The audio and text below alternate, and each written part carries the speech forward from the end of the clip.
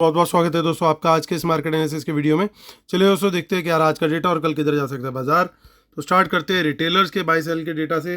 तो रिटेलर्स गए हैं मिक्स टू बुलिश, डीआईएस दिख रहे हैं कम्प्लीटली बियरिश, एफआईज दिख रहे हैं मिक्स टू बियरिश और प्रोज भी दिखाई दे रहे हैं mix to bearish.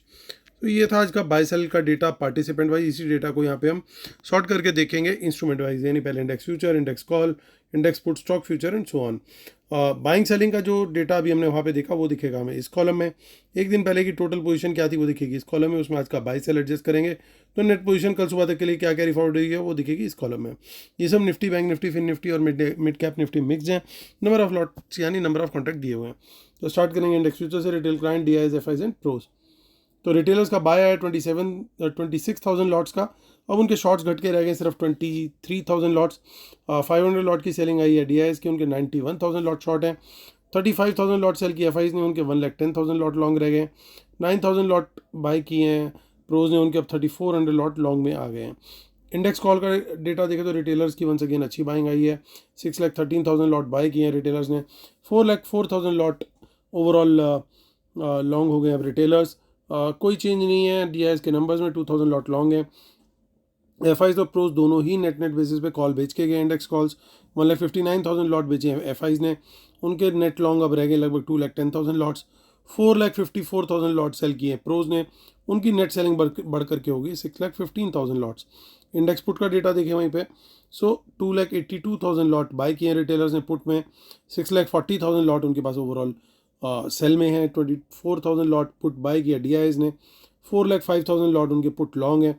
1,04,000 lot cell किए एफआईज ने। 3,69,000 लॉट उनके ओवरऑल पुट लॉन्ग में। 2,02,000 लॉट सेल किए प्रोज ने, अब वो नेट सेल में आ गए 1,34,000 लॉट के साथ। स्टॉक फ्यूचर्स से भी थोड़ी न्यूट्रल सी खबर आ रही है क्योंकि लगभग 12,000 लॉट बाय किए हैं एफआईज ने। 6,43,000 लॉट उनके ओवरऑल लॉन्ग में। रिटेलर्स को देखें तो 28,000 लॉट वो सेल करके गए हैं स्टॉक फ्यूचर्स में, लेकिन स्टॉक कॉल्स में बहुत बड़ी क्वांटिटी बाय करके गए 1,57,000 लॉट और लगभग 70,000 लॉट उन्होंने स्टॉक पुट में सेल भी किए हैं। चलिए चलते हैं अब कैश मार्केट का डेटा देख लेते हैं। तो कैश मार्केट में 9,100 करोड़ की बाइंग करी है डीआईएस ने, बहुत हैवी बाइंग है, लेकिन उससे ज़्यादा हैवी सेलिंग करके गए हैं एफआईज। लगभग 900 करोड़ का इसका मतलब बाय किया है रिटेलर्स ने कैश मार्केट में। चलिए अब चलते हैं ऑप्शन चेन, इससे पहले रिव्यू करें आज का मार्केट रिव्यू कर लेते हैं क्या हुआ क्यों हुआ। तो दोस्तों जैसा डेटा हमें इंडिकेट कर रहा था कि बियरिशनेस दिख रही थी और बियरिशनेस डेटा ने जो दिखाई, हमारे लेवल्स भी अच्छे खासे टूटे और प्राइस एक्शन भी बढ़िया मिला हमें। आई होप आप लोगों को जो स्ट्रेटेजी हम लोगों ने डिस्कस करी थी उसके बेस पे बेनिफिट मिला होगा। लेकिन इस सारी चीज़ों के पीछे कारण क्या था दोस्तों? 3 कारण मेन थे। सबसे पहला कारण जो था वो था जापान और यूएस में जो इन्वेस्टमेंट होती है, तो जापानीज़ लोग क्या करते हैं, वो वहाँ के लोकल बैंक्स से बोरो करते हैं। वहाँ पे बोरिंग कॉस्ट नील के बराबर है, तो वो वहाँ से बोरो करते थे और वो आर्बिट्राज लेने के लिए क्या करते थे, यूएस और बाकी दूसरी इकोनॉमीज़ में इन्वेस्ट करते थे क्योंकि वहाँ पे रेट उनको यील्ड जो है वो ज़्यादा अच्छी मिलती थी। और सबसे बढ़िया फ़ायदा क्या होता था, क्योंकि जापानीज़ करेंसी काफ़ी सबड्यूड रहती थी क्योंकि वहाँ पे कोई इंटरेस्ट रेट नहीं था, कुछ ज़्यादा वो चीज़ें नहीं थी। सो उनकी करेंसी भी जो है वो थोड़ा थोड़ा डेप्रिशिएट होती थी हर साल। यानी मान लीजिए अगर $1 के 100 येन होते थे तो एक साल के बाद वो $1 के 105 येन हो जाते थे डेप्रिशिएट होकर के। यूएसडी क्योंकि कंटिन्यू करता रहता था अप्रिशिएट करना। साथ ही उनको 4-5% का इंटरेस्ट भी मिल जाता था, तो उनकी यील्ड ओवरऑल जो है वो 9-10% के आसपास पहुंच जाती थी। अभी क्या हुआ रिसेंटली, जो सेंट्रल बैंक ऑफ जापान है उसने क्या किया, उसने रेट इंक्रीज़ कर दिया वहाँ पे। 30 साल में पहली बार हुआ और रेट सिर्फ इंक्रीज़ किया 25 बेसिस पॉइंट पे पहुंचा दिया। तो वो एक कोई बहुत बड़ा वो नहीं था, लेकिन इससे क्या हुआ कि जो जापानीज़ करेंसी जो डिप्रिशिएट होती थी हर साल थोड़ा थोड़ा अगेंस्ट डॉलर, वो रिवर्स हो गई। उसने 3-4% की पलटी मार दी। तो उससे क्या हुआ कि जितने लोगों ने पैसा लगाया था ये सोच करके कि हमें इंटरेस्ट का भी आर्बिट्राज मिलेगा प्लस करेंसी का भी आर्बिट्राज मिलेगा, तो अभी करेंसी का आर्बिट्राज इतना आ गया कि वो इंटरेस्ट का आर्बिट्राज भी खा जाए, तो करेंसी का आर्बिट्राज एक्चुअली नेगेटिव हो गया। सो जो आपको पहले फॉर एग्जांपल हमने जो एग्जांपल लिया था कि 100 येन मिलते थे डॉलर के, वो 100 के बजाय घट करके 95 अगर मिले, और इंटरेस्ट आपको 5 मिला, तो नेट नेट बेसिस पे आपको कुछ भी नहीं मिला, क्योंकि आपकी जो करंट येन की वैल्यू थी वो तो आपको येन तो कम ही मिले, और अगर 5% का आपने ब्याज कमाया भी तो उतने का आपका करेंसी का डेप्रिसिएशन हो गया, तो वहाँ पे उनको नुकसान हो गया। सो इसी वजह से अब एक फियर एक आ गया कि बहुत बड़े लेवल पे रिडेम्पशंस आएंगी, क्योंकि लगातार कई सालों से ये इन्वेस्टमेंट चल रही थी जापान की दूसरी कंट्रीज़ के अंदर, तो अब वो लोग रिडीम करने पे मजबूर होंगे, क्योंकि उनको कोई बेनिफिट नहीं मिल रहा किसी तरह की आर्बिट्राज का। सो इस फियर के अंदर जो है जापान का खुद का मार्केट गिरा। हालांकि आफ्टर मार्केट अगर हम देख रहे हैं तो 6-7% की रिकवरी ऑलरेडी कर चुका है, 12% गिरा था और सर्किट और बंद हो गई थी, लेकिन आफ्टर मार्केट में जो फ्यूचर्स दिख रहे हैं उसके तो 6000 माफ़ कीजिएगा 6% के करीब का वहाँ पे रिकवरी देखने को मिला। तो एक कारण ये था। दूसरा कारण ये चल रहा था ईरान और इजराइल की जो वॉर की कहानी चल रही थी, उसमें बहुत सारे एस्ट्रोलॉजर बैठे हुए हैं जो बता रहे हैं कि जी मंडे होगी लड़ाई, इस डेट को होगी लड़ाई, उस डेट को होगी लड़ाई, वो सब उस चक्कर में भी जो है प्रॉब्लम चल रही है। तो दूसरा रीज़न ये था। तीसरा रीज़न जो चल रहा था वो ये था कि उनका वो जो जॉब का डेटा आया था यूएस गवर्नमेंट का, वो कुछ इस तरह का आया था कि एक वहाँ पे कुछ एक फॉर्मूला है, उसके बेसिस पे अगर 5 मंथ्स की कुछ मूविंग एवरेज जो है वो 50 बेसिस पॉइंट का डिफरेंस अगर कुछ निकल करके आता है तो वो कंडीशन जो है वहाँ पे वो ट्रिगर हो गई। और जब जब पहले 6-7 बार ट्रिगर हुई है वो, उसके अगले 1 महीने से लेके 6-7 महीने के अंदर रिसेशन आया है। तो ये 3 मेजर रीज़न थे और वो कंडीशन वहाँ पे ट्रिगर हुई है अभी रिसेंटली के जो जॉबलेस क्लेम का डेटा है। लेकिन आज आफ्टर आर मार्केट्स क्लोज्ड और यूएस की मार्केट जब खुली, उसके बाद एक डेटा आया वहाँ का मैन्युफैक्चरिंग का डेटा। सो ये सारी बातों के बीच में एक और डेटा ये भी चल रही थी बातें कि इन सारे कारणों से और जो ग्रोथ चल रही है उनको देखते हुए रिसेशन आ सकता है। तो रिसेशन के वर्ड जो थे वो काफ़ी ज़्यादा चल रहा था, लेकिन आज जो मैन्युफैक्चरिंग का डेटा आया यूएस का वो काफ़ी बुलिश आ गया, जो कि निगेट कर रहा है किसी रिसेशन की पॉसिबिलिटी को।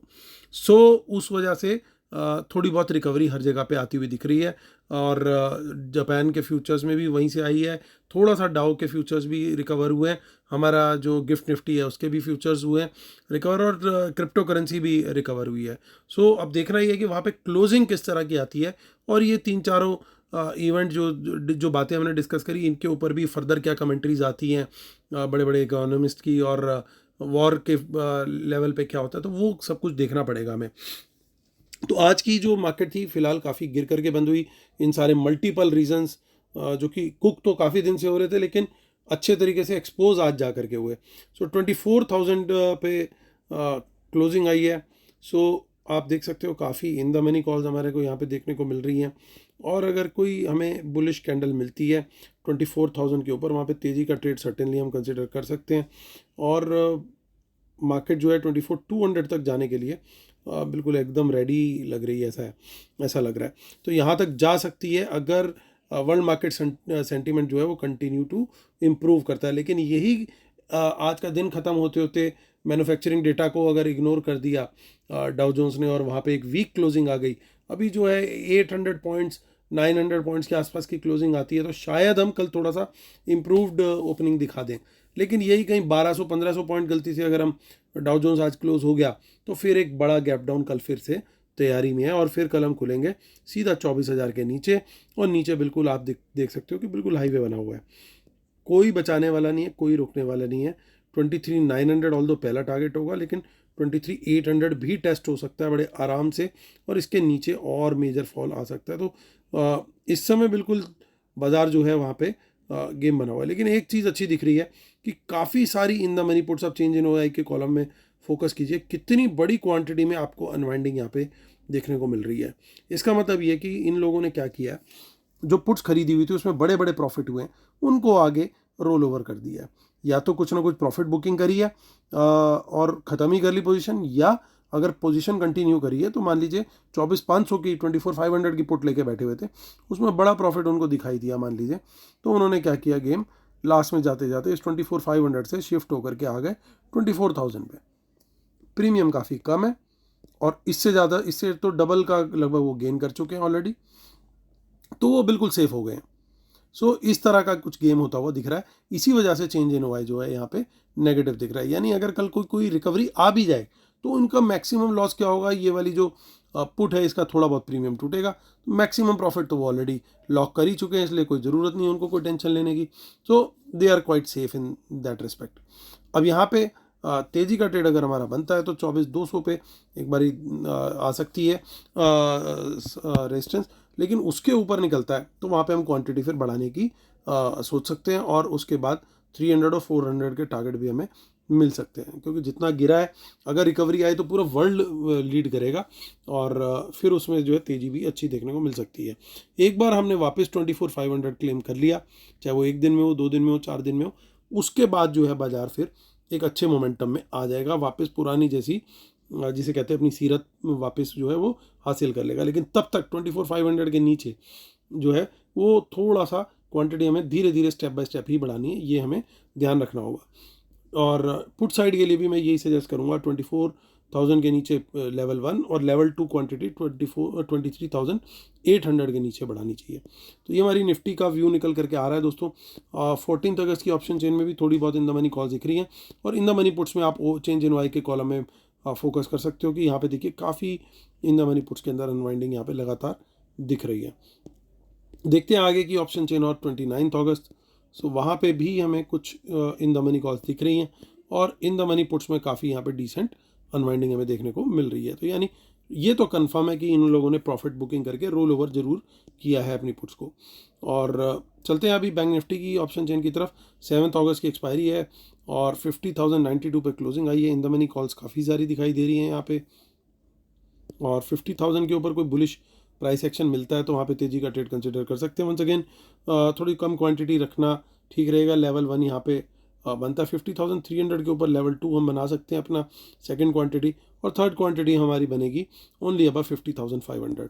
उसके बाद जो है गेम थोड़ा सा डिसेंट होता हुआ दिख जाएगा, वहाँ पे फिर एक थोड़ी सी तेज़ी अच्छी हमें देखने को मिल सकती है। हालांकि फुल फ्लेजेड वापस वो बुल मोड जो ऑन होगा वो अभी उसमें थोड़ा सा बैंक निफ्टी के अंदर अभी ऐसा लगता है टाइम लगेगा। शायद 51,000 के ऊपर जो है एक अच्छी तेज़ी फिर वहाँ पे बनती हुई दिखाई दी। यहाँ पे भी देखिए काफ़ी इन द मनी पुट्स के अंदर अनवाइंडिंग आपको चेंज इन वाई के कॉलम में यहाँ पे देखने को मिलेगी। यानी 50,000 के नीचे हमारे को अगर यहाँ पे शॉर्ट का ट्रेड लेना है बिल्कुल ले सकते हैं, और क्वांटिटी बढ़ानी जो है 49,800 के नीचे बढ़ाना बहुत बढ़िया रहेगा। उसके नीचे फिर 49,500, और उसके नीचे फिर नीचे के गेट जो है 49,000 तक के लिए ओपन हो जाएंगे। आगे की ऑप्शन चेन देख लेते हैं विच इज़ 14 अगस्त। ज़्यादा कुछ यहाँ पे दिख नहीं रहा है। इन द मनी पुट्स में लगातार अनवाइंडिंग देखने को मिल रही है, यानी डिसेंट प्रॉफिट बुकिंग हुई है। इस चीज़ के साइंस बड़े क्लियरली विजिबल हैं। बट प्रॉफिट बुकिंग का मतलब ये नहीं कि वो अपनी पोजीशन निकाल के चले गए, उन्होंने मोस्ट लाइकली रोल ओवर करी हैं पोजीशंस। तो काफ़ी आगे की पुट्स में भी हम देख पा रहे हैं। देखिए मैं एक बार आपको वापस शीट पे लेके चलता हूँ ताकि आप एक बार हाथ के हाथ इस चीज़ को देख सकें। तो इन्होंने कुछ ना कुछ तो प्रॉफिट बुकिंग करी है, लेकिन कुछ शॉर्ट्स भी ऐड किए हैं ऐसा दिख रहा है। सो प्रोज ने इन पर्टिकुलर काफ़ी लॉन्ग्स बुक किए हैं पुट्स के अंदर। तो यानी ऑलमोस्ट 1,91,000 पुट्स इन्होंने अपनी बुक करी हैं। तो ये इन्होंने पक्का अपनी पोजीशंस को मोस्टली रोल ओवर भी किया है, और इनफैक्ट ये तो नेट सेल में आ गए अभी यहाँ पे। तो अगर इन्होंने रोल ओवर किया होगा तो बाज़ार ऑब्वियसली नीचे की तरफ जाएगा। अगर रोल ओवर नहीं किया होगा तो वहाँ पे वो आपको बाज़ार बाउंस करता हुआ भी दिख सकता है। लेकिन आगे कंक्लूजन में भी और डिस्कस करेंगे कि क्या क्या और डेटा पॉइंट्स बता रहे हैं। सो ये एक सिनेरियो बनता हुआ दिखाई दे रहा है। तो चलते हैं फिर निफ्टी की ऑप्शन चेन की तरफ। फिर निफ्टी की ऑप्शन चेन क्या कह रही है। सो 22,762 पे मार्केट क्लोज हुआ है। इन द मनी कॉल्स काफ़ी सारी दिखाई दे रही हैं दोस्तों। So signs of possible bullishness are there, possible recovery are there. बहुत ज़्यादा तेज रिकवरी आएगी वो नहीं मैं कह सकता, गैप डाउन खुलेगा या क्या खुलेगा उसके ऊपर बहुत कुछ डिपेंड करने वाला है। तो वो सब कुछ डिपेंड करेगा आज किस तरह की क्लोजिंग आती है, और कल मॉर्निंग में भी डाउ के फ्यूचर्स वगैरह किस तरीके से होते हैं। तो अभी वो डिटेल में डिस्कस करेंगे टुवर्ड्स दी एंड। 22,762 पे फिर निफ्टी की आज की क्लोजिंग आई है, कल इसकी एक्सपायरी है। तेजी का ट्रेड ओनली अबव 22,800 बनता है, या 700 से कोई बाउंस आए तो बनता है। 800 के ऊपर हम स्टेप 1 की क्वांटिटी ले सकते हैं। लेवल 2 की क्वांटिटी जो है वो बनती है कायदे से तो 23,000 के ओनली अबव, इसके ऊपर बनती है। इसके पहले जो है वो धीरे धीरे थोड़ी थोड़ी करके क्वांटिटी बढ़ा सकते हैं। अल्टीमेट क्वांटिटी हमारे को 23,000 के ऊपर ही बढ़ानी चाहिए। प्राइस एक्शन कंफर्मेशन का ऑब्वियसली जिस तरीके से हम बात करते हैं वो वेट करना चाहिए। और यहाँ पे भी पुट्स के साथ वही हुआ है, काफ़ी सारी पुट्स के अंदर बुकिंग दिखाई दे रही है। मोस्ट लाइकली अगर इन्होंने कोई चेंज नहीं किया तो यहाँ बुक करके वो ले लिया तो वो नंबर न्यूट्रल आपको दिखेगा, आपको ज़्यादा चेंज वहाँ पे विजिबल नहीं होगा। शॉर्ट का ट्रेड 700 के नीचे, 700 के नीचे फिर क्वांटिटी हम बढ़ा सकते हैं बिलो 600। इनफैक्ट यहाँ पे कंटिन्यू भी रख सकते हैं डिसेंट क्वांटिटी के साथ। अल्टीमेट टारगेट मुझे दिख रहा है 22,500 तक का भी पॉसिबल यहाँ पे हो सकता है। चलते हैं मिड कैप निफ्टी जिसकी आज एक्सपायरी थी। मोस्ट लाइकली डेटा ज़्यादा डेवलप नहीं हुआ होगा लेकिन फिर भी 12,283 पे मार्केट हुआ है क्लोज। और यहाँ पे देखिए थोड़ी बहुत इन द मनी कॉल्स दिख रही हैं लेकिन 300 का जो लेवल है उसके ऊपर ही ट्रेड लेना यहाँ पे बनता है क्योंकि सबसे बड़ा total open interval change in हुआ यहीं पे है और 400 तक का टारगेट यहाँ पे दिखाई दे रहा है। और 400 के ऊपर निकलता तो फिर और अच्छा मूव 500 तक का भी पॉसिबल है। और 300 के नीचे जो है बियरिश ट्रेड यहाँ पे देख सकते हैं हम, और 200 तक का, और फिर उसके बाद 100 तक का टारगेट जो है ईजिली यहाँ पे बनता हुआ दिख सकता है। चलते हैं अब हम डिस्क्लेमर और रूल्स को चेक कर लेते हैं अपने, उसके बिना अपने सेटअप को कंप्लीट नहीं मानते। और हमारा जो टेलीग्राम चैनल है फ्री टेलीग्राम उसको जरूर ज्वाइन कीजिएगा, उसके बिना अपने सेटअप को माफ़ कीजिएगा उसको जरूर ज्वाइन कीजिएगा। वहाँ पे हम जरूर अपनी लाइव अपडेट्स वगैरह शेयर करते रहते हैं तो उसको मिस मत कीजिएगा। और जो हमारी वेबिनार है वो नेक्स्ट मंथ के फर्स्ट या सेकंड संडे को होगी तो उसके लिए आप एनरोल कर सकते हैं। जो लोग अभी एनरोल करेंगे उनको अभी से लाइव एनालिसिस और ट्रेड्स फ्री ऑफ कॉस्ट मिलने स्टार्ट हो जाएंगे। तो चलिए अब देखते हैं डेटा क्या बोल रहा है आज। तो फ्रेश शॉर्ट्स भी ऐड करके गए हैं आज एफआईज, काफ़ी लॉन्ग्स इनके घट गए हैं। तो डेटा ओवरऑल थोड़ा सा न्यूट्रल टू नेगेटिव दिख रहा है क्योंकि रिटेलर के भी शॉर्ट्स अब लगभग ख़त्म हो चुके हैं। इंडेक्स कॉल में मेजर इशू दिखाई दे रहा है क्योंकि काफ़ी माफ़ कीजिएगा काफ़ी सारी इन द मनी कॉल्स देखी हमने।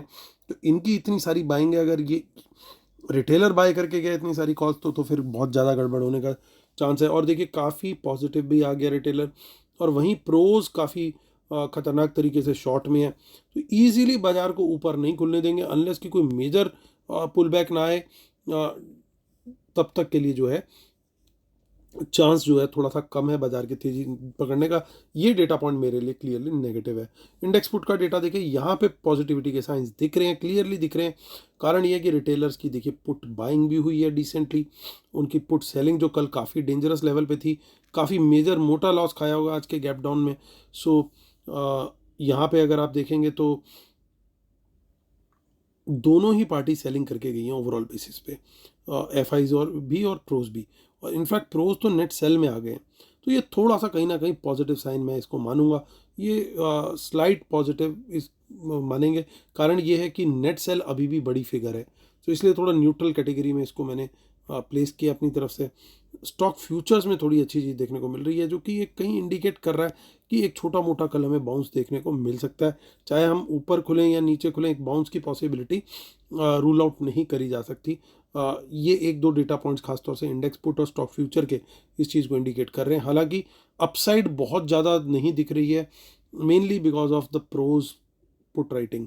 लेकिन अगर हमारा लेवल निकल गया, अब इसी चीज़ को कॉन्कर करने के लिए हमने स्टेप्स ऐड कर दिए कि एक एक करके क्वांटिटी बढ़ाएंगे। अगर वो लेवल टूट गए ऊपर के, जैसे हमने 24,200 का लेवल यहाँ पे डिस्कस किया है, वो लेवल टूट गया, उसके ऊपर सस्टेन कर गया, positive action price action continue कर गया, जो कि पॉसिबल है अगर अच्छी न्यूज़ आती रही आज थ्रू आउट। और कुछ लोग इमरजेंसी रेट कट की भी बात कर रहे थे कि यूएस से आ सकता है, बट वो एक रूमर ही था, अल्टीमेटली वो एक रूमर निकला।